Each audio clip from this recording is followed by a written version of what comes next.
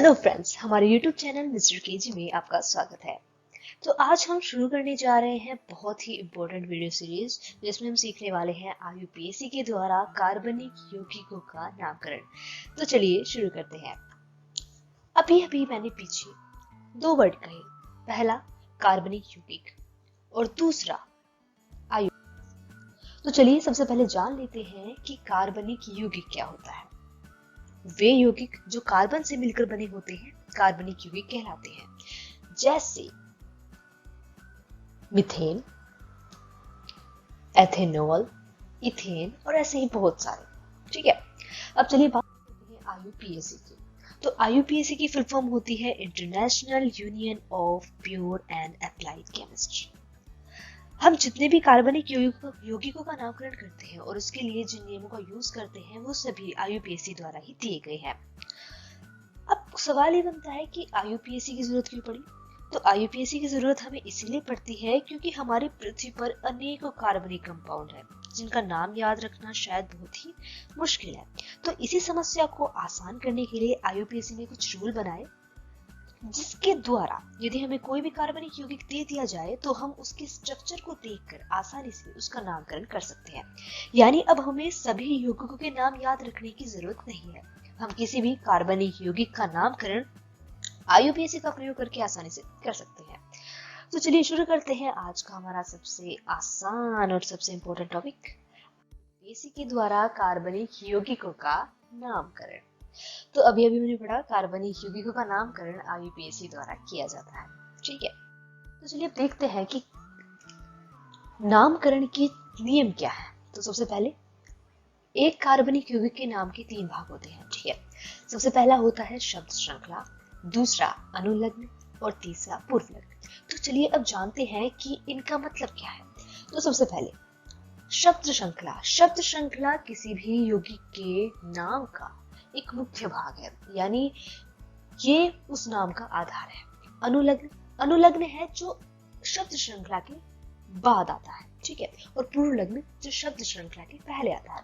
इसे आप इस तरह से समझ सकते हैं। मान लीजिए हम कोई नाम सोचते हैं जैसे मिस्टर कपिल गौतम। ठीक है, तो अब यहाँ पे जो मिस्टर है वो है पूर्वलग्न, कपिल यहाँ पे है शब्द श्रृंखला और गौतम यहाँ पे है अनुलग्न। तो मिस्टर कपिल गौतम यानी जो आईयूपीएसी के नाम है वो नॉर्मल नाम की तरह है। और आप देख सकते हैं ये तीनों जो जिनसे हमारे आईयूपीएसी के कार्बन यौगिकों के नाम बनते हैं वो इन तीनों पर ही टिके हैं, शब्द श्रृंखला, अनुलग्न और पूर्वलग्न। तो आप समझ चुके होंगे कि ये किस प्रकार से काम करते हैं। आगे बढ़ते हैं। अब जानते हैं कि शब्द श्रृंखला क्या है। यह नाम का आधार है। मैंने भी आपसे कहा था ये नाम का आधार है, यानी हमारा आईयूपीएसी का नाम है इसी पर टिका है। यह मुख्य श्रृंखला में उपस्थित कार्बन की संख्या को बताता है, यानी जो हमारा मुख्य श्रृंखला होगी, मेन चेन, उसके अंदर कार्बन कितने हैं उनकी संख्या को बताती है शब्द श्रृंखला। तो अब देखते हैं इसमें हम आईयूपीएसी में इसे किस प्रकार से यूज करते हैं। यानी अगर किसी भी कार्बन कंपाउंड में कार्बन की संख्या 1 है, यानी देखिए आप यहाँ पर देख सकते हैं जैसे कि मीथेन है, यहाँ पे कार्बन की संख्या 1 है, तो इसलिए इसके लिए यूज करते हैं मेथा। ठीक है, अब यदि कार्बन की संख्या 2 है तो इसके लिए यूज करते हैं एथा। जैसे आप एग्जांपल में देख सकते हैं CH3 सिंगल बॉन्ड CH3, ये इथेन है और इसमें कार्बन की संख्या 2 है, इसलिए इसके लिए यूज करते हैं हम एथा। ठीक है, अब यह है 3 कार्बन के लिए प्रोपा, 4 के लिए ब्यूटा, 5 के लिए पेंटा, 6 के लिए हेक्सा, 7 के लिए हेप्टा, 8 के लिए ऑक्टा, 9 के लिए नोना, 10 के लिए डेका, 11 के लिए एंडेका और 12 के लिए ड्रूडेका। ठीक है, आई होप आप समझ चुके हैं। तो चलिए आगे बढ़ते हैं। चलिए अब जानते हैं अनुलग्न के बारे में। अभी हमने पीछे क्या पढ़ा, पीछे हमने शब्द श्रृंखला के बारे में पढ़ा। अब हम बात करते हैं अनुलग्न की। तो अनुलग्न क्या है, यह 2 प्रकार का होता है, प्राथमिक अनुलग्न और द्वितीयक अनुलग्न। अनुलग्न यानी शब्द श्रृंखला के बाद लगने वाला। ठीक है, शब्द श्रृंखला के बाद लगने वाला, और पूर्वलग्न शब्द श्रृंखला से पहले लगने वाला। तो अब यहाँ पर हम सेकंड नंबर का जो हम स्टडी कर रहे हैं वो है अनुलग्न, और यह 2 प्रकार का होता है, प्राथमिक अनुलग्न और द्वितीयक अनुलग्न। तो चलिए देखते हैं प्राथमिक अनुलग्न क्या है। तो प्राथमिक अनुलग्न यह शब्द श्रृंखला के तुरंत बाद लिखा जाता है, ये तो आपको पता ही है। यह यौगिक में उपस्थित बंधों की जानकारी देता है। जी हाँ, यह बॉन्ड के बारे में बताता है। ये बताता है कि कार्बन कार्बन कितने बॉन्ड के कारण आपस में जुड़े हैं, कौन सा बॉन्ड है वो, और उसके लिए हम क्या नाम दें, ये बताता है हमें प्राथमिक अनुलग्न। जैसे आप यहाँ पर देख सकते हैं, यहाँ पे कार्बन कार्बन एक बॉन्ड के द्वारा आपस में जुड़ा है, ये आप रेड कलर का बॉन्ड देख सकते हैं। तो यदि सिंगल बॉन्ड है तो उसके लिए यूज करते हैं हम एन, ठीक है। और यहाँ पर एक एग्जाम्पल भी आप देख सकते हैं, ये एक एथेन का एक एग्जाम्पल है, यहाँ पे कार्बन कार्बन के बीच में सिंगल बॉन्ड है, ठीक है। अब देखते हैं अगर डबल बॉन्ड हो, यहाँ पर कार्बन कार्बन के बीच में डबल बॉन्ड है, तो अगर डबल बॉन्ड हो तो उसके लिए यूज करते हैं हम इन, ठीक है। अब यदि ट्रिपल बॉन्ड हो तो उसके लिए यूज करते हैं हम आइन। आई होप आप समझ चुके होंगे, यानी कि अभी यदि कार्बन के बीच में सिंगल बॉन्ड होगा तो उसके लिए यूज करेंगे एन, यदि डबल बॉन्ड होगा तो इन, और यदि ट्रिपल बॉन्ड होगा तो आइन, ठीक है। तो चलिए आगे बढ़ते हैं। अब देख लेते हैं कुछ एग्जाम्पल प्राथमिक अनुलग्न की। तो जैसे कि ये पहला एग्जांपल है हमारा CH3 सिंगल बॉन्ड CH3, ये पहला example, CH3 single bond CH3, ये दूसरा एग्जांपल, ये थर्ड एग्जांपल, ठीक है। अब हमें इनका नाम लिखना है, ठीक है। तो हम कैसे लिखेंगे? तो सबसे पहले हमें पता है हमें क्या करना है। सबसे पहला नंबर पर क्या था? शब्द श्रृंखला। तो शब्द श्रृंखला क्या बताती है? कार्बन की संख्या। अब जैसे आप ये पहला एग्जाम्पल देख सकते हैं, इसमें कितने कार्बन है आपको साफ साफ दिख रहे हैं, इसमें 2 कार्बन है। और हमने भी पीछे पीछे पढ़ा था कि 2 के लिए हम क्या यूज करते हैं, यदि हमारे चेन में कार्बन की संख्या 2 हो तो उसके लिए यूज करते हैं हम एथा, ठीक है। फिर उसके बाद क्या आता है? प्राथमिक अनुलग्न। प्राथमिक अनुलग्न क्या है? वो बॉन्ड को बताता है, और यहाँ पर हम साफ साफ देख सकते हैं कि यहाँ पर सिंगल बॉन्ड है, तो इसीलिए इसके लिए हम यूज करेंगे एन। तो यानी इस कंपाउंड का नाम हो गया एथा प्लस एन। तो चलिए दूसरे एग्जाम्पल की ओर बढ़ते हैं। तो दूसरे एग्जाम्पल में हम देखते हैं, अब सबसे पहले वही करना है शब्द श्रृंखला, यानी शब्द श्रृंखला यानी कार्बन की संख्या। अब कार्बन की संख्या यहाँ पर कितनी है? 2। तो यहाँ पे 2 कार्बन है, 2 के लिए हमने यहाँ पे लिखा एथा। अब लिखना है हमें प्राथमिक अनुलग्न। तो प्राथमिक अनुलग्न क्या बताता है? बॉन्ड के बारे में, और यहाँ पर बॉन्ड है डबल, यानी कि उसके लिए हम लिखेंगे इन, ठीक है। चलिए देखते हैं तीसरा एग्जाम्पल। यहाँ पे देखिए कार्बन की संख्या कितनी है? 2, यानी कि वही शब्द श्रृंखला। और शब्द श्रृंखला में यदि कार्बन की संख्या 2 है तो उसके लिए लिखते हैं एथा प्लस, अब यहाँ पर देखिए कितने बॉन्ड है? ट्रिपल बॉन्ड है यहाँ पर, ट्रिपल बॉन्ड। तो ट्रिपल बॉन्ड के लिए लिखते हैं हम आइन, ठीक है। तो इसका नाम हुआ एथा प्लस आइन, ठीक है। आई होप आप समझ चुके होंगे। तो चलिए आगे बढ़ते हैं। आगे हमें कुछ और एग्जाम्पल दिए हैं इनके द्वारा समझते हैं अनुलग्न के बारे में।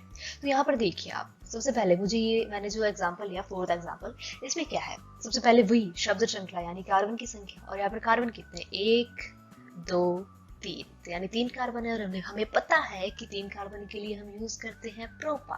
तो हमने यहाँ पर लिखा प्रोपा। प्रोपा क्या है? ये शब्द श्रृंखला है।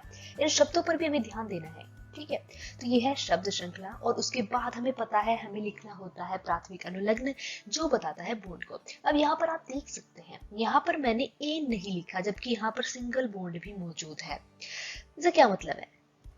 IUPAC में यदि डबल बॉन्ड, ट्रिपल बॉन्ड और सिंगल बॉन्ड एक साथ आए तो सिंगल बॉन्ड को छोड़ देते हैं, यानी उसके लिए कोई भी प्राथमिक अनुलग्न नहीं लिखते, ठीक है।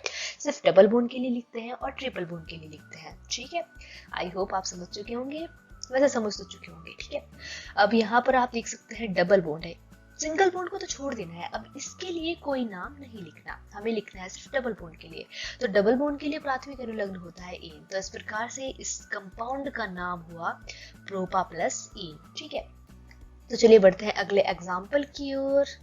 अब यहाँ पर देखिए, यहाँ पर सबसे पहले वही शब्द श्रृंखला। शब्द श्रृंखला यानी कार्बन की संख्या। यहाँ पर कितने कार्बन है? 1 2 3, 3 कार्बन है, और 3 कार्बन के लिए हम यूज करते हैं प्रोपा, ठीक है। अब प्रोपा के बाद हमें यूज करना है प्राथमिक अनुलग्न। अब प्राथमिक अनुलग्न क्या बताता है? बॉन्ड की संख्या। और अभी भी मैंने पिछले इस एग्जांपल में आपको बताया कि यदि सिंगल, डबल और ट्रिपल बॉन्ड एक साथ उपस्थित हो तो सिंगल बॉन्ड के लिए कोई प्राथमिक अनुलग्न नहीं लिखते, सिर्फ डबल बॉन्ड के लिए लिखते हैं और ट्रिपल बॉन्ड के लिए लिखते हैं। तो वहां पर भी हमें यही करना है।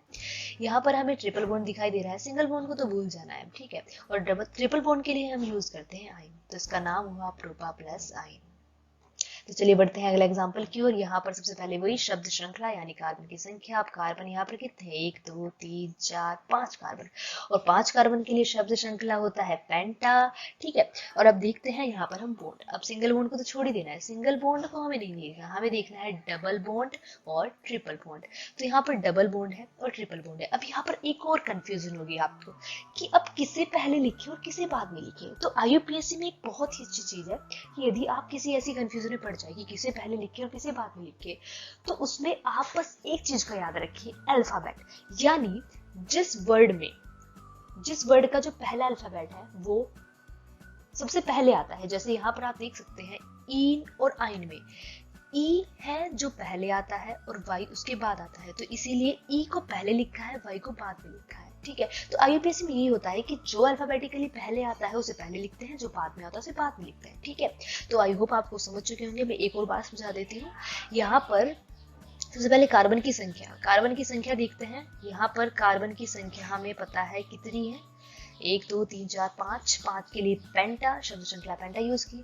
अब हमें बॉन्ड देखना है। बॉन्ड यहाँ पर हमें दिखाई दे रहा है डबल बॉन्ड और ट्रिपल बॉन्ड। तो डबल बॉन्ड के लिए हमने यूज किया इन, ट्रिपल बॉन्ड के लिए हमने यूज किया आइन। अब हमें ये पता है कि किसे आगे रखना है किसे पीछे, यानी अल्फाबेटिकली जो पहले आएगा उसे पहले रखना है। तो यहाँ पर अल्फाबेटिकली ई पहले आता है, वाई बाद में आता है, तो इसीलिए हमने डबल बॉन्ड के लिए इन को पहले लिखा और ट्रिपल बॉन्ड के लिए आइन को बाद में लिखा, और सिंगल बॉन्ड तो लिखना ही है। ठीक है, तो चलिए आगे बढ़ते हैं। तो आगे अब जान लेते हैं कुछ आवश्यक बातें हमारे IUPAC से जुड़ी हुई, जो भी अभी हमने पढ़ा उसी से जुड़ी हुई कुछ इंपॉर्टेंट बातें।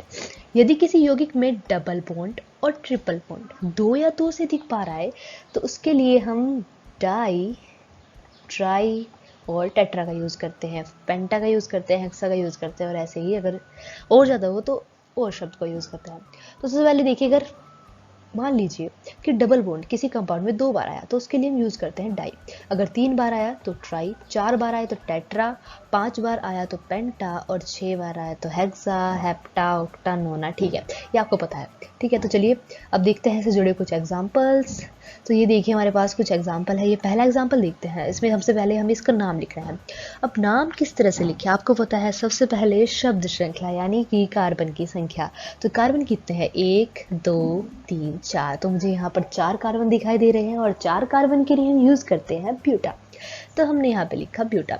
अब देखते हैं बॉन्ड। अब यहाँ पर मुझे साफ साफ दिखाई दे रहा है कि यहाँ पे तीनों के तीनों सिंगल बॉन्ड, यानी यहाँ पर ना कोई डबल बॉन्ड है ना ट्रिपल बॉन्ड है, इसीलिए हमें सिंगल बॉन्ड का नाम लिखना है, और सिंगल बॉन्ड के लिए हम लिखते हैं इन। ठीक है, ये तो आपको समझ आ ही चुका होगा।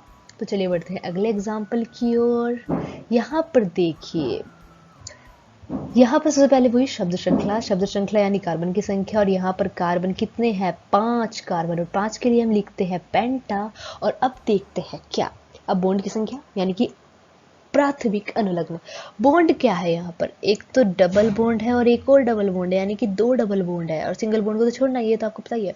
ठीक है, अब 2 डबल बॉन्ड एक साथ, तो डबल बॉन्ड के लिए हमें पता है सबसे पहले इन लिखते हैं। ठीक है, अब चूंकि ये 2 बार है, अभी हमने पीछे क्या पढ़ा, आवश्यक बातों में हमने क्या पढ़ा कि यदि डबल बॉन्ड और ट्रिपल बॉन्ड 2 या 2 से अधिक बार आए तो उसके लिए डाई, ट्राई, टेट्रा का यूज करते हैं, और यहाँ पर ये 2 बार आया है और 2 बार के लिए यूज करते हैं डाई का, तो इसलिए हम यहाँ पर यूज करते हैं इन से पहले डाई इन। ठीक है, तो इसका नाम हुआ पेंटा प्लस डाई इन।